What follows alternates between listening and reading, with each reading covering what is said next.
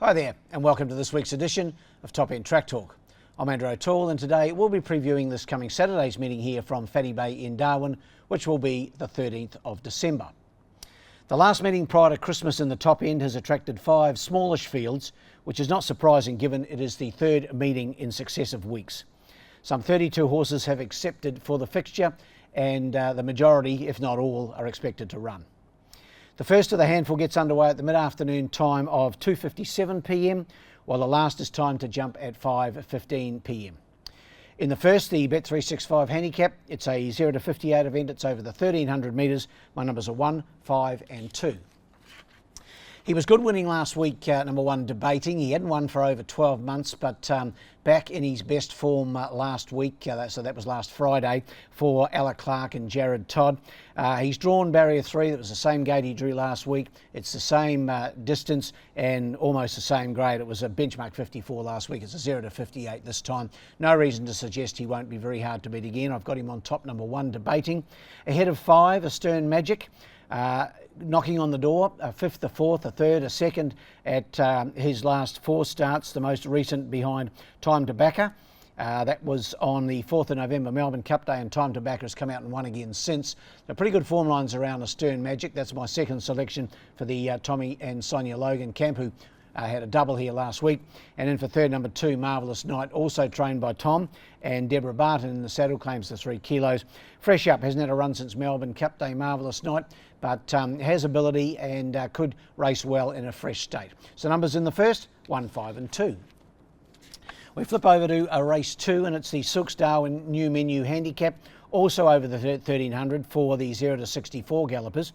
Numbers here are 6, 4 and 5. Found this the toughest race of the day, but settled on number 6, Time to Backer, to continue her very good form. She's won 3 of her last 4, and her last start here on the 28th of November was really good. She won by over 8 lengths and absolutely bolted away with the event. That was in Class 2 company. This is a 64, so admittedly a little tougher grade this time, but Phil Cole's mare's just racing so well. Has a good association with Deb Barton, who rides again, claims the 3 kilos, will carry 56 kgs and jump from barrier 5.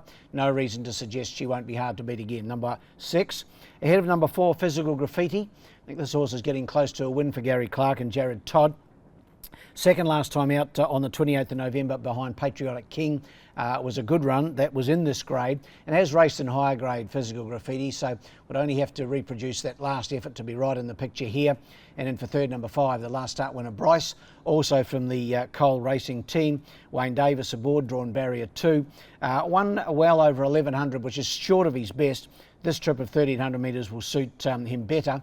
And his last start was 2 weeks ago when he beat Royal Signal, and I think he'll be right in the party here again on Saturday. So numbers in the second are 6, 4 and 5. The third's the Ridges Palmerston Handicap over the 1,200 metres for the benchmark 54 performers. Numbers here are 4, 1 and 2. Going here with number 4, Straya Pride for Gary Clark and Jared Todd.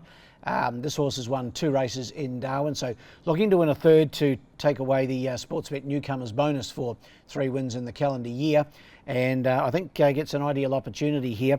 Last start third behind Bryce was a 1,100, goes up to the 1,200 here, which I think will suit better. Has won 3 times from 8 goes at this trip, and I think there'll be no excuses for Australia Pride this time. He'll be right on song to trying to win that third race in the $5,000 Sportsbet Newcomers bonus. So I think he can. Number 4 on top for me, ahead of 1, Miami Baby. Paul Shires for Chloe Baxter. Had a couple of wins during the carnival and raced really well in 3-year-old grade. Now a 4-year-old. His last start was on the 28th of November, so a fortnight ago. Finished third to Patriotic King in in 0 to 64 grade. Drops back in grade. Paul Shires aboard. Must be hard to beat. And my third selection, number 2, Rhesus, from the stable of Phil Cole. Deborah Barton aboard with the apprentice claim of 3 kilos. He's had just a 1 start back since the carnival. He finished 4th behind Patriotic King. Second up here, I think there was certainly improvement to come, and he's my third selection in the third. So numbers in race 3 are 4, 1 and 2. The fourth is our smallest field of the day. It's also our highest rated race of the day, the Sportsbet Handicap. It's over the 1100 metres for the benchmark 76 gallopers. Gary Clark has 2 engaged here. They are Field of Flutes and Flying Annie. And I think Field of Flutes is the hardest to beat. My numbers are 3, 2 and 4. Field of Flutes, as I mentioned, Jared Todd, Gary Clark, the combo. They could be in for a good day, Clarkie and Toddy, with some decent chances on the card. Haven't got big numbers in, but the ones they have, I think, are right in the picture here. And Field of Flutes, last start second to the very much informed Baldinio. He's won his last 5, and Field of Flutes has chased him home at actually the last 4 times they've met.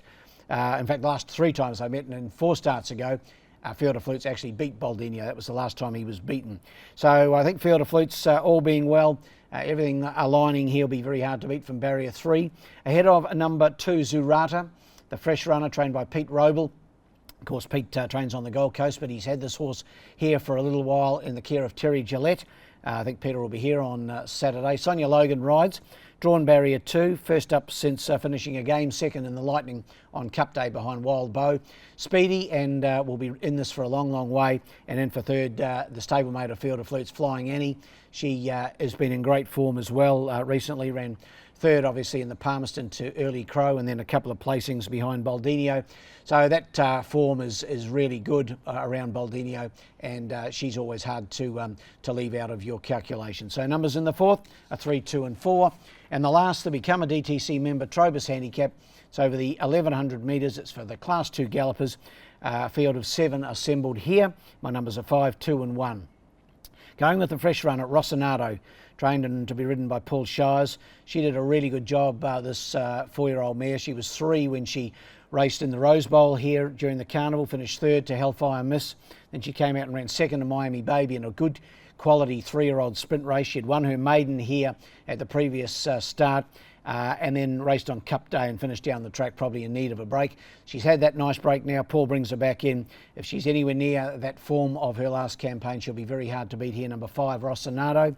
In for second, number 2, Miss Black Diamond, was a winner 2 starts back for the Logan combination. Then down the track last time out, but drops back in grade for this, and only has to reproduce that run of 2 starts back to be right in this. And then for third, number 1, All Inclusive. Gary Clark, Jared Todd, drawn 1.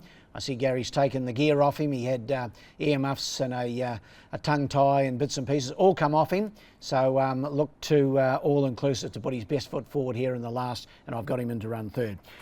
Numbers in the last are 5, 2 and 1. Best bet on a tricky day in race is in race 3, number 4, Straya Pride. Race 3, number 4, Straya Pride. Well, the best roughies in the first. Race 1, number 6, New Enterprise. He ran 4th the other day. Probably won't be that rough, but I think he's getting close to putting his foot on the till for trainer Pete Stennett.